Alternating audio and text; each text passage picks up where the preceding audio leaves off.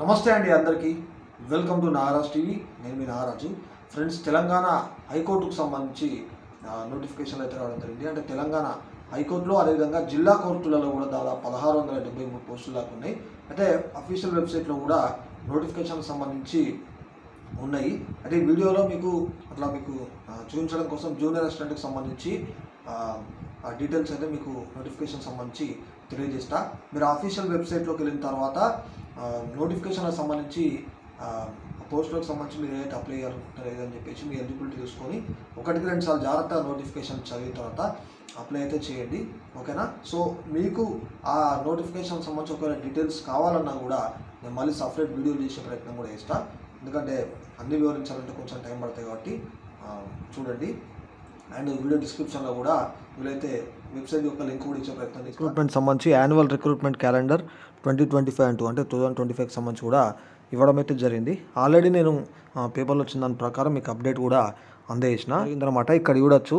So under Telangana judicial ministerial and subordinate service అని చెప్పేసి ఈ విధంగా మనకు ఈ పోస్టులు అయితే ఇవ్వడం అయితే జరిగింది. సో ఇక్కడ చూడొచ్చు మీరు.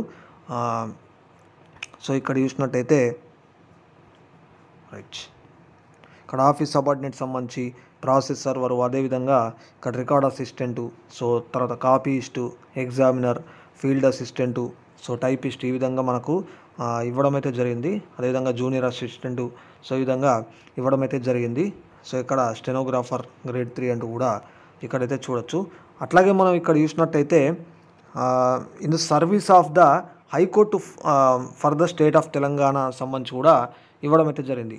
ఇది office subordinate, system assistant, so copyist, typist, అట్లాగే ఎగ్జామినరు, తర్వాత ఇక్కడ అసిస్టెంటు, కంప్యూటర్ ఆపరేటర్ సంబంధించి, సో అట్లాగే ఇక్కడ ఇంకో నోటిఫికేషన్ సంబంధించి కూడా ఇక్కడ చూడొచ్చు. కోర్టు మాస్టర్స్ అండ్ పర్సనల్ సెక్రటరీస్కి సంబంధించి ఈ విధంగా ఉండడం అయితే జరిగింది. నోటిఫికేషన్లు అన్నీ కూడా ఓపెన్ చేసి మీకు సంబంధించి చూసుకోండి. ఎలిజిబుల్ అయితే ఆ డేట్ల ప్రకారం మీరు అప్లై చేసుకోవచ్చు. సో ఇక్కడ ఉదాహరణకి ఏంటంటే ఒకటి చూపిస్తా, జూనియర్ అసిస్టెంట్కి సంబంధించి ఒకసారి అయితే చూపిస్తా. సో జస్ట్ మిగతా పోస్టులకు సంబంధించి కూడా మీకు కావాలనుకుంటే ఒకవేళ వీడియో చేసే ప్రయత్నం కూడా చేస్తా. ఒకసారి అయితే నోటిఫికేషన్ చూడండి. సో కొన్ని పాయింట్స్ దాదాపు అన్ని నోటిఫికేషన్లకు సేమ్ అయితే ఉండడం జరిగింది. కొన్ని మారొచ్చు, ఎడ్యుకేషనల్ క్వాలిఫికేషన్ కానీ ఎగ్జామ్ సంబంధించి కానీ కొన్నిటికి మారొచ్చు, మిగతా సేమ్ ఉన్నాయి కాబట్టి ఒకసారి అయితే చూడండి. సో మీకు జూనియర్ అసిస్టెంట్కి సంబంధించి ఒకసారి అయితే చూపిస్తాను చూడండి. రైట్, ఇక్కడ జూనియర్ అసిస్టెంట్ సంబంధించి చూడొచ్చు. నోటిఫికేషన్ నెంబర్, డేటెడ్ చూడొచ్చు. ఫర్ డైరెక్ట్ టు రిక్రూట్మెంట్ అని చెప్పేసి ఇక్కడ ఇవ్వడం జరిగింది. సో ఇక్కడ స్కేల్ ఆఫ్ పే కూడా చూడొచ్చు. 24,280 నుంచి 72,850 అని చెప్పేసి సో ఈ విధంగా మనకు ఇవ్వడం అయితే జరిగింది. The online application portal will be available in the high courts website అంటూ ఈ విధంగా మనకు వెబ్సైట్ సంబంధించి కూడా ఇవ్వడం జరిగింది. ఒకసారి ఇదంతా చూడండి. అండ్ ఇంపార్టెంట్ డేట్స్ టెంటేటివ్ అంటూ కూడా ఇక్కడ ఇవ్వడం అయితే జరిగింది. సో మీరు 1-2 సార్లు నోటిఫికేషన్లో మీరు అప్లై చేసేది జాగ్రత్తగా చదివిన తర్వాత అప్లై చేయండి. ఎందుకంటే ఒకవేళ వీడియోలో నేను చెప్పినా కూడా మీకు అర్థం కాని పాయింట్స్ ఉంటాయి, మిగిలిపోయిన పాయింట్స్ ఉంటుంటాయి కాబట్టి జాగ్రత్తగా మీరు చదువుకున్న తర్వాత అప్లై చేసుకుంటే బెటరు. సో ఇక్కడ starting date for submission of online application అని చెప్పేసి చూడొచ్చు. సో 8/1/2025, క్లోజింగ్ డేట్ వచ్చేసి ఇక్కడ 31/1/2025. ఓకేనా? సో అట్లా ఇక్కడ starting date for submission of online application for eligible outsourcing and contract employees అంటూ ఈ విధంగా ఈ పాయింట్ మొత్తం ఇచ్చారు. ఇది కూడా చూడవచ్చు. సో ఇక్కడ వీళ్ళకి సంబంధించి 10/2/2025 అనమాట. సో క్లోజింగ్ డేట్ వచ్చేసి 25/2/2025 అని చెప్పేసి ఈ విధంగా ఇవ్వడం అయితే జరిగింది. సో ఇక్కడ మీరు చూడొచ్చు. And download of hall ticket for computer based examination చూసినట్టయితే date will be informed in due course అంటే ఇవ్వడం అయితే జరిగింది. And date of computer based examination చూడొచ్చు. ఇక్కడ ఏప్రిల్ అని ఇచ్చారు, ఏప్రిల్ 2025 అని. కానీ ఇక్కడ date and time of examination will be informed letter అంటూ ఈ విధంగా ఇక్కడైతే ఇవ్వడం జరిగింది. సో చూడాలి మరి. నెక్స్ట్ ఇక్కడ వేకెన్సీ పొజిషన్ ఏంటి ఇక్కడ చూడొచ్చు అనమాట. అండ్ ఇక్కడ ఎడ్యుకేషనల్ క్వాలిఫికేషన్ చూసినట్టయితే must have passed bachelors degree of any university in India అని చెప్పేసి ఈ విధంగా మనకైతే ఇవ్వడం అయితే జరిగింది. సో డిగ్రీకి సంబంధించి ఇక్కడ ఉండాలని చెప్పేసి. అట్లాగే must have knowledge or qualification in computer operation అంటే ఇవ్వడం అయితే అంటే కంప్యూటర్కి సంబంధించి ఈ నాలెడ్జ్ ఉండాలని అయితే ఇచ్చిండు. సో డిగ్రీతో పాటుగా. సో ఇక్కడైతే మీరు చూడొచ్చు అనమాట. The candidate shall passed the అంటే దీనికి సంబంధించి పాయింట్ మొత్తం కూడా ఇవ్వడం అయితే జరిగింది. నెక్స్ట్ ఇక్కడ ఈ పాయింట్స్ అన్నీ కూడా ఒకసారి అయితే చూసుకోండి. అండ్ ఇక్కడ ఏజ్ లిమిట్ చూసినట్టయితే యాజ్ ఆన్ 1/7/2025 అన్నారు ఇక్కడ చూడండి. So the candidates must have completed the age of 18 years అని ఇచ్చిండు. And must not have completed the age of 34 years అంటూ ఈ విధంగా ఇవ్వడం అయితే జరిగింది. సో ఏజ్ రిలాక్సేషన్స్ కూడా మనకు ఇక్కడ ఇవ్వడం అయితే జరిగిందనమాట. ఎస్సీ, ఎస్టీ, బీసీ, ఈడబ్ల్యూఎస్ సంబంధించి ఇక్కడ 5 years. సో అట్లాగే ఇక్కడ మనకు పీడబ్ల్యూడీ సంబంధించి కూడా 10 years కూడా ఇవ్వడం అయితే జరిగింది. కాబట్టి ఒకసారి అయితే ఇదంతా చూసుకోండి.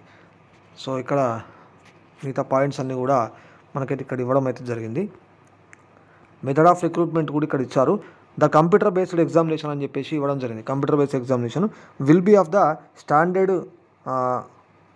ఇక్కడ consisted with the minimum educational qualification అంటూ కూడా ఇవ్వడం అయితే జరిగింది. సో ఈ విధంగా మనకు ఇవ్వడం జరిగింది కాబట్టి ఒకసారి అయితే దీన్ని చూడండి. అది ఇక్కడ మనం చూసినట్టయితే 100 questions అని ఇవ్వడం అయితే జరిగింది. ఇది కంప్యూటర్ బేస్డ్ ఎగ్జామినేషన్ కన్సిస్ట్ సంబంధించి 60 marks ఏమో జనరల్ నాలెడ్జ్ అని ఇచ్చారు. అండ్ 40 questions జనరల్ ఇంగ్లీష్ అని చెప్పేసి ఇక్కడ ఇవ్వడం జరిగింది. And each question will carry 1 mark అంటూ కూడా ఇవ్వడం జరిగింది. అట్లా ఇక్కడ డ్యూరేషన్ చూసుకున్నట్టయితే 120 minutes అని కూడా ఇవ్వడం అయితే జరిగింది. అండ్ ఇక్కడ for the computer based examination in respect of general knowledge subject and ఇక్కడ the question paper will be made available in 2 languages అని ఇవ్వడం జరిగింది. సో ఇంగ్లీష్ అండ్ తెలుగు అని చెప్పేసి ఇవ్వడం అయితే జరిగిందనమాట. అండ్ ఇక్కడ మనకు మినిమం క్వాలిఫైయింగ్ మార్క్స్ కూడా ఇచ్చారు. క్వాలిఫైయింగ్ మార్క్స్ మాత్రమే. సో ఇక్కడ చూసినట్టయితే మనకు ఇది మనకు 40% for OC and EWS candidates అని ఇవ్వడం జరిగింది. 35% ఏమో ఇక్కడ బీసీ క్యాండిడేట్స్ అని ఇవ్వడం జరిగింది. అండ్ 30% వచ్చేసి ఇక్కడ ఎస్సీ, ఎస్టీ, పిహెచ్ క్యాండిడేట్స్ అంటూ కూడా ఇవ్వడం అయితే జరిగింది. సో ఇక్కడ మిగతా పాయింట్స్ అన్నీ కూడా ఒకసారి అయితే ఉన్నాయి. సో ఇక్కడైతే మీరు చూడొచ్చు. ఈ పాయింట్స్ అన్నీ కూడా మీరు జాగ్రత్తగా చదవండి, ఓకేనా. సో చదివితే మీకు కొంచెం అర్థమవుతుంది. ఇక్కడ ఎగ్జామినేషన్ ఫీ చూసినట్టయితే the applicants who belonging to OC and BC categories have to pay an amount of ₹600 అని ఇవ్వడం జరిగింది. సో ఓసీ బీసీకి సంబంధించి. సో ఎక్స్క్లూడింగ్ ఏది మనకు applicable service charges towards online application processing fee అని చెప్పేసి కూడా ఇవ్వడం అయితే జరిగింది. ఎగ్జామినేషన్ ఫీ వేరేవారు ఇక్కడ చూసినట్టయితే SC, ST, EWS, ex service persons and person with disability PWD సంబంధించి have to pay an amount ₹400 అని ఇవ్వడం అయితే జరిగింది. ఒకసారి అయితే క్లియర్గా చూడండి. మొత్తం అయితే ఇక్కడ ఇవ్వడం జరిగింది. సో ఇక్కడ మెరిట్ లిస్ట్ అని చెప్పేసి అదేవిధంగా ఈ డాక్యుమెంట్స్కి సంబంధించి కూడా ఇవ్వడం అయితే జరిగింది. సబ్మిట్ చేసేటి at the time of certificate verification అని చెప్పేసి, ఓకేనా, సర్టిఫికేట్ వెరిఫికేషన్ టైంలో.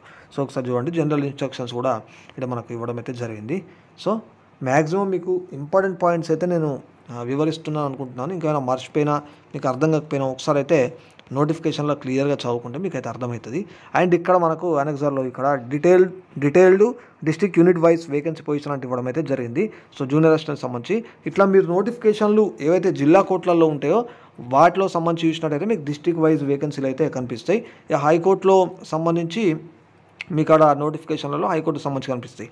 సో ఇక్కడ క్యాస్ట్ కేటగిరీకి సంబంధించి అదేవిధంగా నెంబర్ ఆఫ్ పోస్ట్ అంటూ కూడా మనకు ఏది మనకు అబ్స్ట్రాక్ట్ ఆఫ్ వేకెన్సీ అని చెప్పేసి డిస్ట్రిక్ట్ వైజ్ కూడా ఉన్నాయి. మీ డిస్ట్రిక్ట్లో సంబంధించి అదేవిధంగా మీ కేటగిరీకి సంబంధించి ఎన్ని ఉన్నాయి ఏందని చెప్పేసి ఒకసారి అయితే మీరు చూసుకోండి. ఈ విధంగా మనకు ఇవ్వడం జరిగింది. ఎందుకంటే అన్నీ వివరిస్తే బాగా టైం పడతాయి కాబట్టి ఇప్పుడు కుదిరేటట్లేదని ఈ విధంగా చేస్తూ ఉన్నా, ఓకేనా. సో ఇదన్నమాట వీడియో మొత్తానికి.